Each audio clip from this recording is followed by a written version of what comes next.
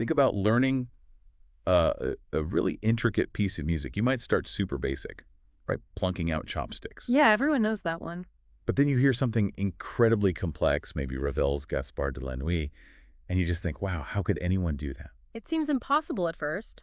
Well, interestingly, the source we're diving into today actually uses that exact comparison. Oh, really? For sex positions. Yeah, we're exploring mastering multiple position sex, but our goal isn't just describing different positions. We really want to dig into the principles behind more connected, enjoyable, and frankly, fun sexual experiences. That makes sense. And it's interesting how the author jumps right in, challenging that idea that, like, normal intercourse is the peak sexual achievement. Right, it's presented as much broader. Yeah, a whole body thing, all your senses, your mind, emotions. The focus is really on pleasure, fun, laughter, and importantly, feeling free from, well, discomfort or regret afterwards. So this whole body experience idea is really central because you hear sex positions book. Yeah, and you might just think, okay, mechanics, diagrams.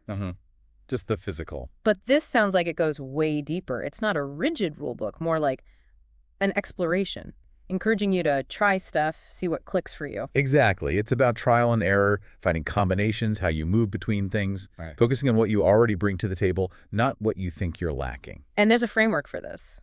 You mentioned PICA. Yes, PICA. Yeah. It stands for Permit, Inform, Counsel, Absolve. Think of it as a supportive mental model for exploring. Okay, so permit yourself to try things. Inform yourself about options, maybe counsel if you need guidance. And absolve, let go of the judgment. Precisely. It's about creating a safe space internally for this exploration. And the book itself, it seems structured to kind of walk you through this, almost like movements in that symphony idea we started with. You called it musical. Yeah, the author actually structures the chapters like musical movements. Each part builds on the last one. Ah, okay. So it's a progression, not just random tips. Right. It creates a logical flow for understanding and trying things out. Now, someone listening might be thinking, okay, interesting, but, practicalities. Yeah. The book does touch on approaching this safely, physically, right? Like any new activity. Oh, absolutely. That's a really crucial point. The author stresses that just like starting, say, a new workout routine, you should think about your physical health. Makes sense. Yeah, it's just smart to check in with a doctor. Are you physically ready? Could any medications you're taking have side effects related to sexual function? It's just about being informed and careful. Good advice. So for you listening, the point of this deep dive isn't, to make you a sexual gymnast overnight. Definitely not. It's about pulling out the really useful insights that can genuinely enhance things, whether you're flying solo or with a partner. And a big theme seems to be the power of your mind and appreciating what you've already got. Yeah. This attribute-focused sex. Yes. And what's really striking is how much emphasis is put on the brain, calling it the primary sex organ. Right. The author even uses this phrase, mind over splatter. It Yeah. really grabs you, doesn't it? Mind over splatter. Yeah, that sticks. It highlights how much our thoughts are focus, control, arousal, and pleasure. Totally. You can literally think yourself into arousal or, well, out of it. So it's not just physical buttons being pushed. Your head's the control room. Yeah. And when you're learning something new, a new position maybe, your mind is actively guiding your body. Until muscle memory kicks in. Yeah. Your body learns the moves. And that mind-body link, that seems key to understanding this attribute-focused sex thing. The book really pushes back against focusing on, sexual deficits. Certainly. It argues that focusing on what you think you lack is actually counterproductive. Yeah, I can see that. Yeah. It's easy to fall into comparing yourself or feeling like you're not doing it right. Exactly. So the author says, shift your focus. Look at what you do have, your physical traits, your mental strengths, your emotional capacity. Identify those, value them. Because those are your actual tools for better sex right now, not some future idealized version of yourself. So appreciate what's there and find your own. Yeah. What was the term? Sexual homeostasis. That's the one. Your unique zone of coital comfort and enjoyment. Building on that foundation feels much more positive than trying to fix something that might not even be broken. Way more empowering. And, speaking of connecting things, the author brings up something absolutely fundamental, but often kind of skipped over in sex talk. Ah, yeah. The line about the four-letter word for intercourse ending in K. It's tak-sk.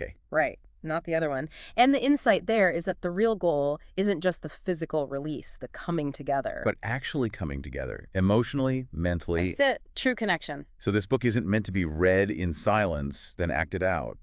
It's a prompt. Definitely. A springboard for conversations. With yourself first, maybe.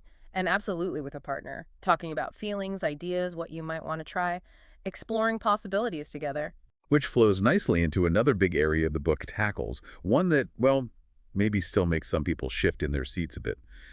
Self-pleasure, masturbation. Uh-huh. And its role as actual sex education. Yeah, I know it can still feel awkward, but the book really lays out the benefits. And Oh. it's way beyond just, feeling good for a moment. It really is. The list of potential pluses the author mentions is pretty amazing. Boosting immunity, easing headaches, cardiovascular health, fighting stress and depression, maybe even lowering some cancer risks, and of course, leading to better orgasms overall. Wow. It's framed as genuinely beneficial. A holistic practice, yeah. Yeah. And it directly takes on those old negative myths. There's even that funny line, forget Onan the Barbarian. Huh. Yeah, cutting through the historical baggage. But importantly, the author also distinguishes between, let's say, helpful and less helpful ways to masturbate. Oh, how so? Well, for example, if you always rush to orgasm when you're alone, just trying to get it over with quickly, Mm-hmm. that can unintentionally set up patterns like, say, rapid ejaculation when you're with a partner. Ah, that makes sense. You're training yourself for speed, maybe, without meaning to. Exactly. So the book introduces mindful masturbation, taking your time, being really present with the sensations, using it not just for release, but for genuine enjoyment, self-discovery, celebrating yourself as a sexual being. So reframing it, it's self-pleasure and self-ownership. Yes. Your orgasms belong to you. Learning about them yourself gives you more understanding and, frankly, control in any sexual situation. That feels like a powerful idea, really knowing your own responses. The book calls it sexual rehearsal and self-discovery. Precisely. Finding your own height spots, your personal preferences, what really works for you. Okay, so for anyone listening thinking, all right, conceptually I get it, but how? The book actually gives practical steps, right? A section called A Laying of Hands. It does, yeah, it's quite specific. It Uh, suggests setting aside real time, maybe a few hours a week. Find a space that feels good, well lit, warm, safe, inviting. to set the scene? Yeah, use pillows, have drinks or snacks you like. And interestingly, it recommends a hand mirror for everyone. A hand mirror. Okay, tell me more about that. Why? It's about getting visually familiar with your own body, especially your genitals, seeing yourself, maybe how a partner would see you, understanding the different textures, areas, becoming comfortable with your own landscape, basically. You could even use a laptop camera for a closer look if you wanted. Okay, that's definitely committing to self-knowledge. Hmm. And besides looking, there are specific techniques recommended. Oh, yes. 6 steps to self-pleasure. It starts with deep diaphragmatic breathing or your belly breathing to relax. Okay. Then pelvic elevation, maybe with a pillow for easier access. Hmm. Engaging the PC muscles like Kegels. Right. Then focusing your mind on erotic thoughts or fantasies. Yeah. Stimulating your known pleasure points directly. And this is interesting, actually, exaggerating the physical signs of arousal. The emotions, the tension. Like leaning into it? Yeah, even making noise if you feel like it. Giving yourself permission to fully express the sensations. Wow, okay. That sounds like a really intentional and embodied practice. It really is. And that kind of deep self-understanding seems to be the foundation for then exploring pleasure with someone else. The book moves into what it calls your first duet, focusing on mutual masturbation. Mutual masturbation, okay. And the starting point, called Mirror Mirror, is fascinating. It's described as being like phone sex gone wireless. Huh? You and your partner are in the same room, pleasuring yourselves, but at a distance initially, watching each other. The goal at first is just to, well, make each other aroused from across the space. So it's visual learning. Seeing what excites your partner, what you find exciting to watch. Exactly. And things like maybe one person strips for the other, or you undress each other slowly. It's about learning each other's bodies visually and building anticipation. And there's no pressure for it to be synchronized or anything. Not at all. You could take turns watching or both explore at the same time. Orgasm might happen, sure, but it's not the explicit goal there. It's about shared observation, learning, connection. Okay. And then it moves towards more hands-on stuff. Positions like crew team. Yeah. Crew team is set up so one partner has a really clear view, like a bird's eye view, while the other is positioned for easy self-access. And it emphasizes communication, that mother may I idea for touching and exploring each other, consent, and checking in. Always important. And then there's 69 in digital stereo. That sounds descriptive. It is. It's a take on mutual oral sex, obviously. But the book highlights the advantage. Equal access for both partners and the ability to give instant feedback. You can literally tell your partner what feels good while they're doing it. First-hand reports in real time. Makes sense. And woven through all this shared exploration is this really interesting concept the author introduces, autoorgasmogenesis. Auto-orgasmogenesis. Okay, break that down. It's the idea that fundamentally all sexual pleasure is self-pleasure. Even with a partner, you are the one experiencing the sensations in your body and brain. Huh.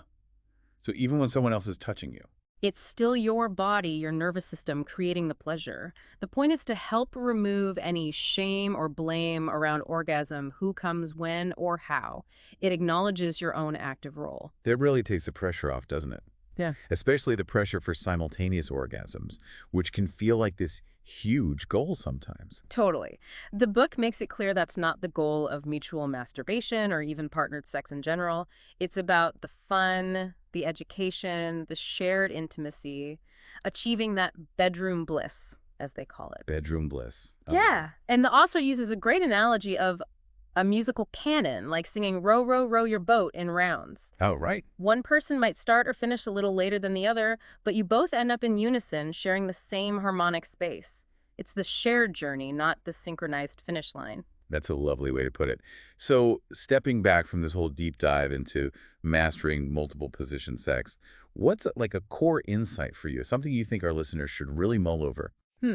Maybe the most powerful thing is that fundamental shift in perspective, getting away from seeing sex as a performance, with benchmarks and goals, Right.